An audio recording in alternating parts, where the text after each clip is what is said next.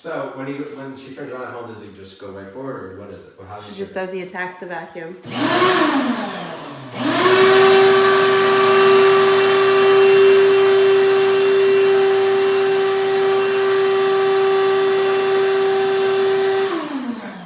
So here's the visualization, right? Vacuum turns on, dog attacks the vacuum. Owner says, "Oh no!" Turns off the vacuum. The dog just said, "I killed the vacuum." They put it away. I did it. I killed it. I attacked it, and it turned. All the noises stopped. That's exactly how it works when you attack prey. Rather than I attacked the vacuum and that sucked. Like, oh, that vacuum can fight. You know what I mean? Every time I put my teeth on it, I get a correction. There's an aversive experience. Maybe I won't put my teeth on it.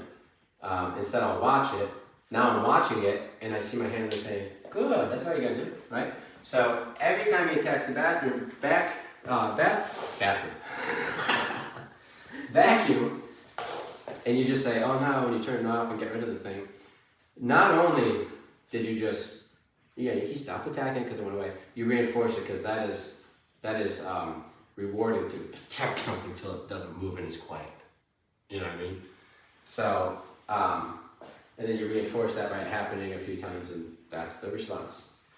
Okay? Now here's the interesting thing. I have not corrected him for not going out to the bathroom. What? Do I have to use the bathroom? Do you have to use the bathroom? The vacuum. I have not corrected him for going after the vacuum, but I can guarantee you it's just relationship. Yes. He says, if I go into that state, first of all, if he goes into that state in the yard without humans out there and just dogs, they're going to attack him because instability gets corrected, right? Because in a dog pack, we can't have that nonsense. It's nonsense. So he says, I want to attack that, and then he looks at me. And when he looks at me, he let go of the thought about attacking that, and I said, good. So he's like, okay. He's assuming that if he attacks that, I'm not going to like it. And he knows that when he does things I don't like, there's actual consequences that he cares about, that he wants to avoid. That's how the behavioral science works when you use punishment. They go out of their way to avoid the punishment once they know it's available, which means if it's tied to all the behaviors you don't like, guess what goes away? All the behaviors you don't like, right? And then we can use rewards, good, to reinforce simply not doing the behavior tied to the trigger. So I'm not, and I can also add an alternative behavior on top of that, sick, go to place, blah, blah, blah. But right now, in the beginning steps, it's just like, not attacking that gets a good boy and a pat. Attacking that gets an aversive, you call it punisher. Okay? Clear as day. Clear as day. Now, if he does attack it, I would imagine it would just take one time, because dogs are going to do things that are effective and things that are fun. They aren't going to waste their time doing things that are aversive. As we know, most dogs don't even like to go outside in the rain to go potty, right? So as soon as he realizes biting that equals an aversive, he's going to say, I don't want to bite that, right? And that goes for any behavior. Barking at the door equals an aversive. I don't want to bark at the door, right? Because it equals an aversive, so I will avoid that. And then in this balanced way, when we see our dog avoiding, we say, doorbell, he normally barks. I see the dog trying to avoid barking. I say, good. I like that you're trying to avoid the behaviors that I don't like. That's a mindset. That's a mindset. I like that you're saying, what would he want? What would he want? What would he want? And that's what's really getting rewarded. What would he want's getting rewarded. And then I can explain the simpleness of the commands. I would like to sit in this situation, a down, a place, a heel, a recall. But those are really simple to explain to a dog when they are looking at you like this, like, I want to listen, what do you want? But in order to create that, it is relationship. It is the dog and their human and where they sit on the hierarchy. Okay? 3 positions. This is what we talked about before. Your dog can be ahead of you in the hierarchy, if this is how they think of you, which means they feel like they're going to make all the choices. They're going to lead on the walk. They're going to say, who's here at my house? They're going to address the things that come and go in our environment. They're going to decide how to deal with situations. They're going to have first access to resources because they are ahead, they are above, they are a leader. You can also have a dog who is equal with you, right? Side by side. It is a democracy, right? So now it's like, hey, how should we deal with this? And you and the dog have a back and forth. You're like, I want to go this way. And the dog's like, I want to go this way. And there's a compromise that's made. That's also no good, by the way, because when you need it, when you need full control of the dog's going to have 2 cents and say, no, I'd rather do this, and you don't have time for the democracy.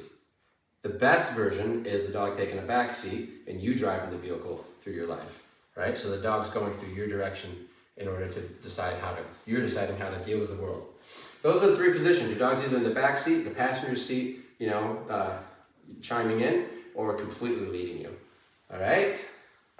A lot of the dogs are completely leading. Some people have done some work, but they like a relationship where the dog's like helping them choose how to get through the day. Those both will lead to issues. The most reliable is a follower. A follower is behind and taking direction. They're not in front, and they're not your co-pilot. Co-pilot's not a follower, okay?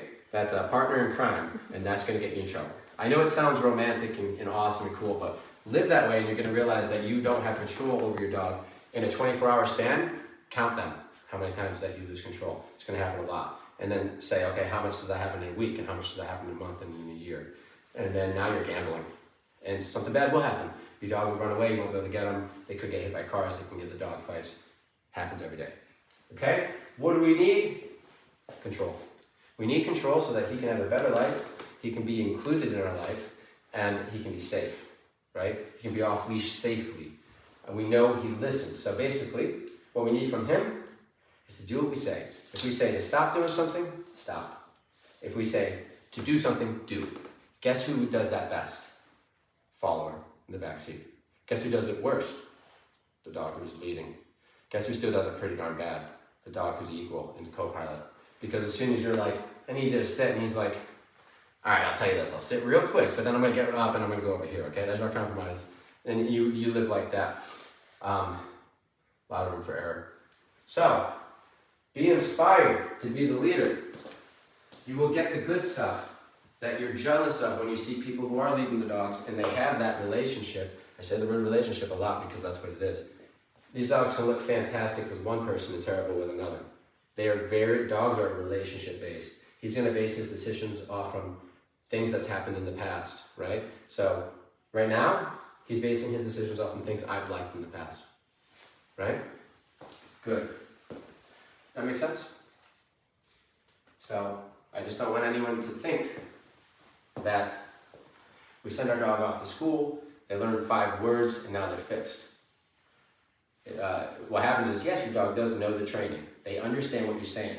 But just because a kid is smart doesn't mean they're going to apply themselves. Just because a kid knows the answer and can do the homework doesn't mean they're going to do it. Doesn't mean they're going to listen. That's relationship. And I think deep down we all know that. Okay? So we're going to concern ourselves with being a leader. And in order to do so, we are going to treat him like a follower, which means if he tries to creep up into one of these other positions, he gets punished. So that he's back here. Because that's where he's reliable.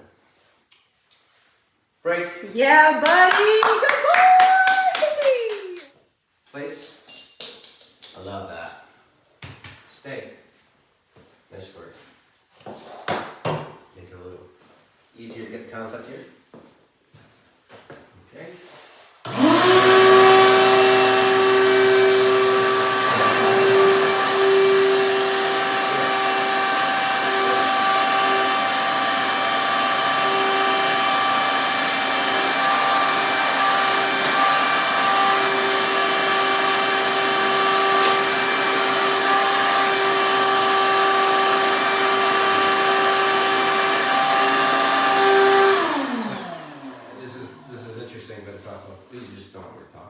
No, you're doing great. That was awesome. I thought you were saying like wrap it up. Oh, no. Like, you're doing awesome. We see this typically, but I just want to point out. Once you take away the big rah, rah, rah, rah, attacking it, he's actually insecure of it. He's nervous. Like, what is that thing? What is all that? So, now don't get me wrong. Like, if people hear that, like, he's afraid of it. Don't vacuum around him. He's scared. But listen, pressure makes diamonds. Okay? The more I do this in the proper way, the less afraid he's going to be of it. Okay? The more he's just going to be like, yeah, blase. You're vacuuming it. So exposure therapy, but we can't do that with a dog who's running away or biting or attacking, right? We got rid of that. Now we can say, hey, stay right here and watch this. And I'm giving him feedback. He's like, I'm nervous, but then he looks at me, good. Oh, I'm a little less nervous. I'm nervous, and he looks at me, good. Okay, I'm a little less nervous. If we do this a few times, it's like it just goes away. But if we avoid it because he's afraid and we feel like making him afraid is mean or whatever people think, that's how people think. That's why the dogs never get better, then he never gets better. And the awesome is that we know that our dog has bites in them. Those are bites. Okay, listen, I see something that's weird and makes a lot of noise, I attack it. Yeah, it might not be a human, but he is attacking something in the environment that is foreign. One day it could be a human, if he's in the right state, or the wrong state, let's say.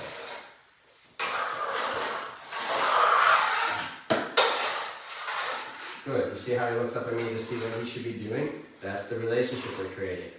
Very important element to keep everything running smoothly.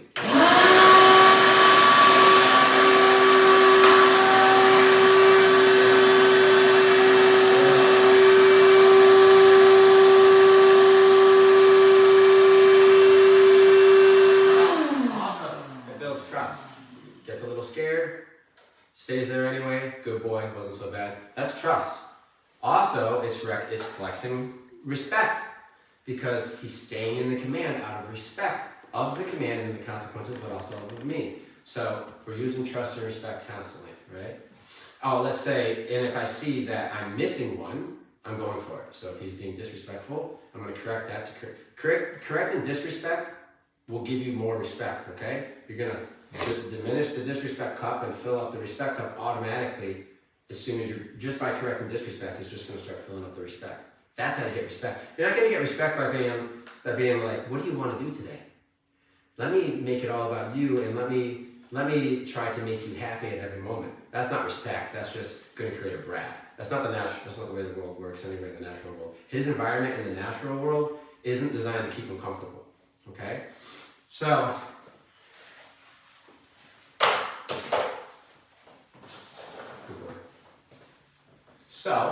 we're pushing him. He's feeling better.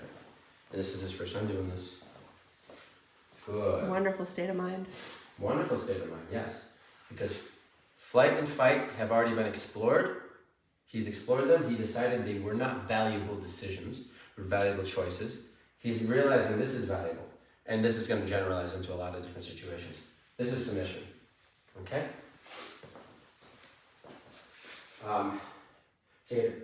Break. Yeah, buddy. Nice Good work, boy. Tater. That was a big boy. That was huge. Good job, buddy. What a great session. I don't know if you want to put this on a different video, but we're going to talk about that head shaking too. Yeah. Just so I we'll do a can different tackle video. it. Yeah. Because it'll probably happen a lot outside. Right. We'll get to it.